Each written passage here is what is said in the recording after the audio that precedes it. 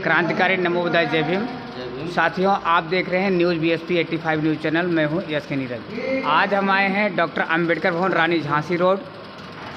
यहां पर the Buddhist society of India भारतीय बौद्ध महासभा के बैनर तले, जो दिल्ली प्रदेश की इकाई है, यहां पे 10 दिन का श्रामेण शिविर का आयोजन किया गया है। इसमें केंद्रीय प्रशिक्षक के रूप में कानपुर से डॉक्टर JR बौद्ध जी हैं। मैं जानना चाहूँगा डॉक्टर JR बौद्ध जी से, ये जो 10 दिन का हमारा प्रशिक्षण शिविर चल रहा है, श्रामेण शिविर, इसका आयोजन किस प्रकार से आप लोगों ने किया है, इसका उद्देश्य क्या है? सबसे पहले आप अपना परिचय देंगे सर हमारे चैनल पर। डॉक्टर JR बौद्ध, बौद्धाचार्य, केंद्रीय शिक्षक, BSI मुंबई, रहने वाले कानपुर के जी। आज सर ये जो 10 दिन का हमारा श्रामेण शिविर चल रहा है, इसमें जो ये क्लास चल रही हैं, क्लास के लिए किस प्रकार से आप अटेंड कर रहे हैं? आप अकेले हैं या आपके साथ में और प्रशिक्षक हैं जो ट्रेनिंग दे रहे हैं? हमारे साथ एक प्रशिक्षक और हैं, गौतम जो इसमें पढ़ा रहे हैं जी।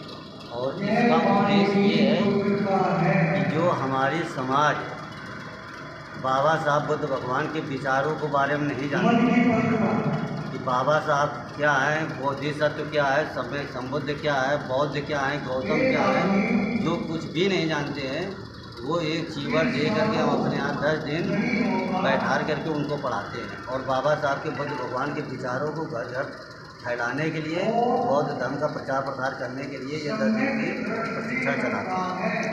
जितने प्रशिक्षण ले रहे हैं श्रामेण शिविर में, क्या ये दिल्ली से हैं या दिल्ली के बाहर से भी? बाहर से भी है और कुछ दिल्ली से भी है, हरियाणा से है, दिल्ली से है, यूपी से है, उत्तर प्रदेश से भी है। शिविर में जितने शामिल हैं, क्या इन्होंने आपसे कांटेक्ट किया, इन्होंने आपने इनसे कांटेक्ट किया? नहीं, हम तो केंद्रीय शिक्षक है, हमसे कांटेक्ट करेंगे प्रदेश के अध्यक्ष जी। तो प्रदेश के जो अध्यक्ष हैं उनसे कांटेक्ट किया है। ये जो व्यवस्थाएं चल रही हैं यहाँ पर प्रशिक्षकों के लिए, खाने की, चाय की, नाश्ते की, इसका जो मेंटेनेंस है इन्होंने किस प्रकार से बयान किया? ये सोसाइटी कर रही है या दान लेकर के किया जा रहा है? जो बाबा साहब बुद्ध भगवान को दान पारमिता के बारे में जानते हैं, बौद्ध के बारे में जानते हैं, वे स्वेच्छा से दान देते हैं। कोई फल देता है, कोई दूध देता है, कोई भोजन देता है। जितने प्रशिक्षक हैं, क्या ये सुबह शाम यहाँ रहते हैं या अपने घर चले जाते हैं? किस प्रकार से इनके लिए यहाँ पर व्यवस्था की गई है? और हमारे जो केंद्रीय प्रशिक्षक RS गौतम है, ये दिल्ली के रहने वाले हैं, ये अभी चले जाएंगे और हम आए हैं बाहर से, तो हमको यहाँ रहना पड़ता है और इनकी देख रेख भी करनी पड़ती है कि हमारा कोई श्राम रे जीवन उतार के इधर उधर ना भग जाए, कोई नशा न करे, कोई इधर उधर घूमे हुए नहीं, कोई ब्लू पिक्चर या किसी भी तरीके से मोबाइल न चलाए। तो इनके जो मोबाइल वगैरह हैं, इनके अगर परिवार से बात करना हो तो तब असंभव है? नहीं, संभव है, उसके लिए हम समय देते हैं। पढ़ाई के समय मोबाइल कोई यूज नहीं कर सकता है। तो ये प्रशिक्षण शिविर जो चल रही, जो ट्रेनिंग चल रही, जो पढ़ाई हो रही है, जैसा कि मैं देख रहा हूँ कि RS गौतम जी इस समय क्लास ले रहे हैं। ये क्लास कितने देर का होता है? इसकी टाइमिंग क्या होती है? ये क्लास 45 मिनट की, 45 मिनट से 1 घंटा जी। और क्लास लेने के बाद 1 घंटा क्लास चलता है, फिर प्रशिक्षक क्या करते हैं? जो अपने घर चले जाते हैं पढ़ाकर।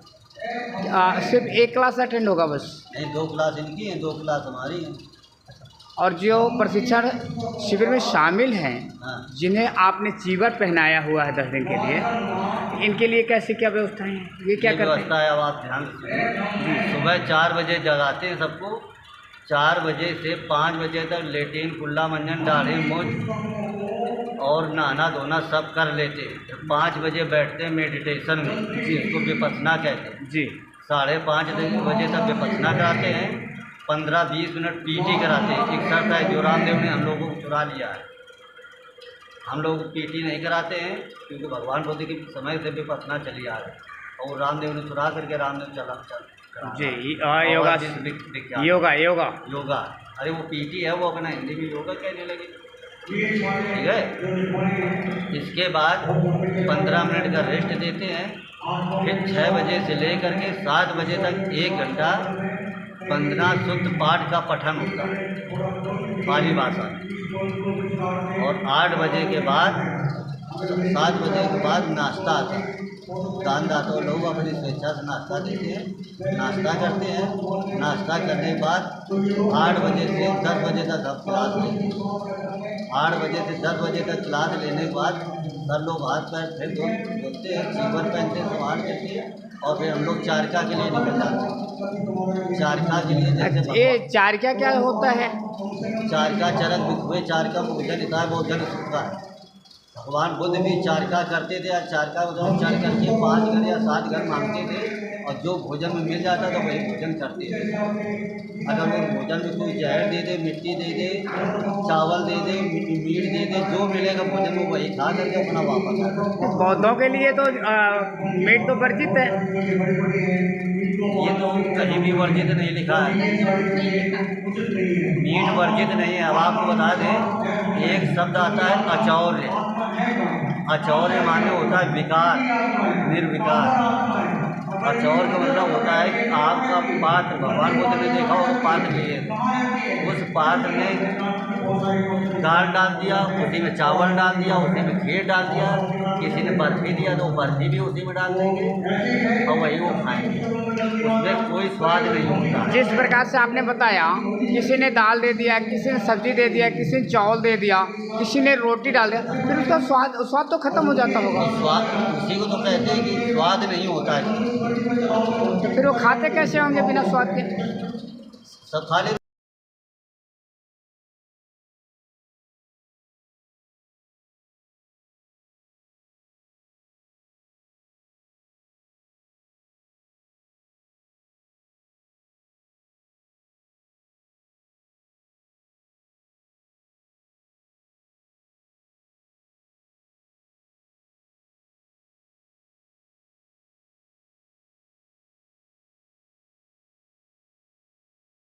हमने श्रामेड बनाया, इसके लिए बॉम्बे से पेपर आते हैं, और पेपर पे हम परीक्षा लेते हैं।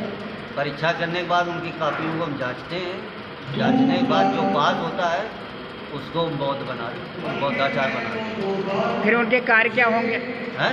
फिर उनके कार्य क्या होंगे? जो श्रामेड बौद्ध धर्म का प्रचार प्रसार करना, और हमारे समाज के लोग जो पंडितों से कार्यक्रम करवाते हैं, शादी ब्याह, जन्मदिन, मुंडन, भूमि पूजन, गृह प्रवेश, ये सब हमारे ये बौद्धाचार करेंगे। जिस प्रकार से आपने कहा जो ब्राह्मणों से हम कराते हैं पंडितों से, जब वही कार्य हम करेंगे वही कार्य ब्राह्मण भी करेगा, उनमें और हम में फ़र्क क्या रहेगा? फर्क आपको बताएं, पूजा माने क्या होता है? आपने कह तो दिया कि ब्राह्मण हो, हम एक ही काम करेंगे। आपको पूजा का अर्थ मालूम है? पूरी जानकारी होता है। तो ब्राह्मण तो पूरी जानकारी देता नहीं है। हम लोग पहले पाली में बोलेंगे, फिर उसको हिंदी अर्थ समझाएंगे। उदाहरण के तौर पर 3 मोमबत्ती लगाते हैं। अब आप पूजा के देखिए, जो आपने कहा कि पंडित से वो तुलना करवा रहे हैं, कि पंडित से तुलना से हम मोमबत्ती जलवाएंगे, 3 मोमबत्ती जलवाएंगे। पहली मोमबत्ती होती है बुद्ध की, ठीक है, और उसको हम बोलते हैं घन सारा पे जितने दीपें तम दसदा लोग दीपक समझना पूजा कब होता। बुद्ध माने होता है ज्ञान। भगवान बुद्ध को ज्ञान मिला तो हम ज्ञान की ओर जा रहे हैं, ज्ञान प्राप्त करने के लिए ज्ञान के शरण में जा रहे हैं। तो पहली मोमबत्ती हमने ज्ञान की लगाई, बुद्ध की लगाई। दूसरी मोमबत्ती लगाई धम्म की। धम्म की परिभाषा है अच्छी भाषा, अच्छे विचार, अच्छी बोली, अच्छे आचरण, अच्छा व्यवहार। अब ये अपनी पब्लिक को समझाते कि दूसरी मोमबत्ती हमारी धम्म की है, ठीक है। और जब हमारा व्यक्ति जो है बुद्धिमान हो गया और धर्मवान हो गया, अच्छे आचार विचार आचरण वाला हो गया, व्यवहारी हो गया, तब उसको एक अच्छे संग में ले जाते हैं। दूसरी मोमबत्ती है संग की। ये हम जानकारी देते हैं। अगर जानकारी नहीं देते तो पंडिताओं पर, तो अगर जानकारी देते हैं तो वो चेष्टा है। क्या ये कोई पंडित ये जानकारी देगा? पहले पंडित लोग कहते हैं 3-5 न करो, सुना है? 3-5 न करो। 3 क्या होता है? तीसरण क्या है? बुद्धं शरणं गच्छामि, धम्मं शरणं गच्छामि, संघं शरणं गच्छामि। ये है 3। और 5 क्या है? सील। अभी जो 5 सील बताए, 5 सील अगर हम पालन करेंगे तो किसी जीव की हत्या नहीं करेंगे, कोई मुकदमा नहीं लगेगा, लड़ाई झगड़ा नहीं होगी तो मैत्री बढ़ेगा। अगर हम किसी की चोरी नहीं करेंगे तो जेल नहीं जाएंगे, चोरी नहीं करेंगे तो हमारे पास दान पारमिता पूर्ण करने की क्षमता आएगी, दान करने की आदत बनेगी, पुण्य कमाएंगे। तीसरा है कामेत मिथ्याचार, हम किसी बहन बेटी के साथ अनाचार दुराचार व्यवचार नहीं करेंगे, जेल जाने से बचेंगे। हम अपनी बहन बेटियों से मोहब्बत करने लगेंगे, बहन बेटियाँ भी हमारी बेटियाँ हैं, वो अष्टांगिक मार्ग के हिसाब से हमारी भी बेटियाँ आएगी, ये हमारी बेटियाँ है।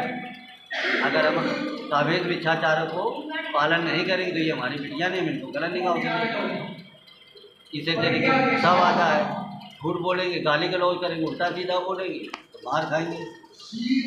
और पाँचवा असुरा मेरे वाला, अगर हम दारू पिएंगे, कच्चे मच्चे पदार्थों का सेवन करेंगे, बीड़ी सिगरेट भांग अफीम खाएंगे तो हम जो कमाई करेंगे सब वही कमा देंगे, तो बच्चों को पेट कहाँ पाएंगे, बच्चों को शिक्षित कैसे करेंगे।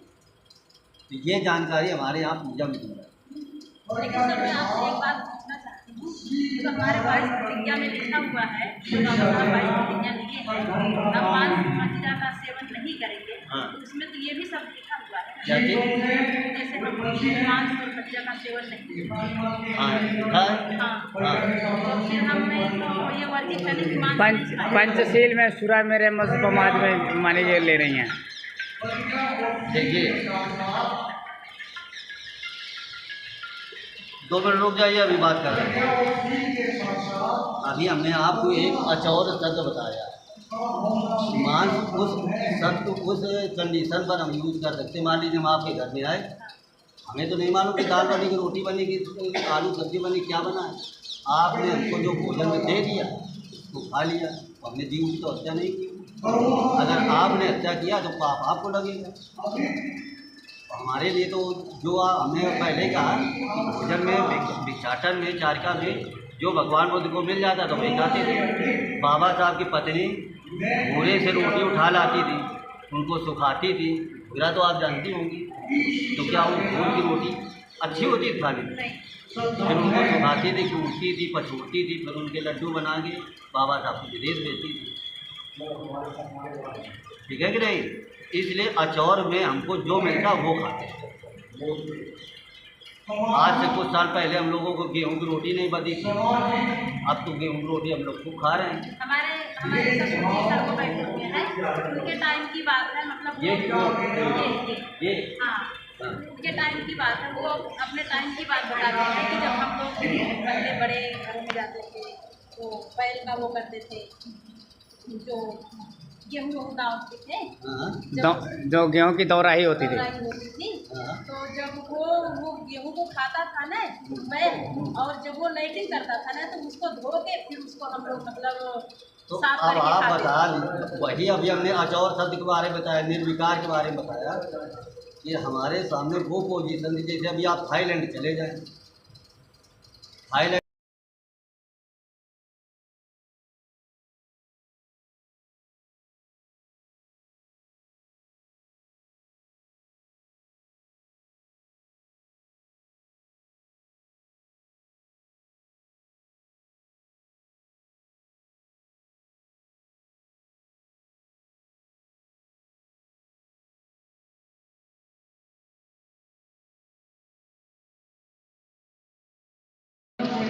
Doctor J.R. बोस जी केंद्रीय प्रशिक्षक the Buddhist society of India Kanpur के रहने वाले हैं। आज इस प्रशिक्षण शिविर में जो 10 दिन का श्रामीण शिविर चल रहा है ये, तो इसमें केंद्रीय प्रशिक्षक के रूप में आए हैं और 10 दिन तक यहीं पर रह रहे हैं। तो साथियों मैं इस चैनल के माध्यम से अब बताना चाहूँगा कि ये वीडियो ज़्यादा से ज़्यादा आप लोग उन लोगों तक पहुँचाएँ शेयर करके जिन लोगों को बौद्ध धर्म से जानकारी नहीं है। बौद्ध धर्म क्या है, श्रामीण शिविर क्या है, क्योंकि the Buddhist society of India इतना अच्छा कार्य कर रही है कि लोगों को तैयार कर रही है।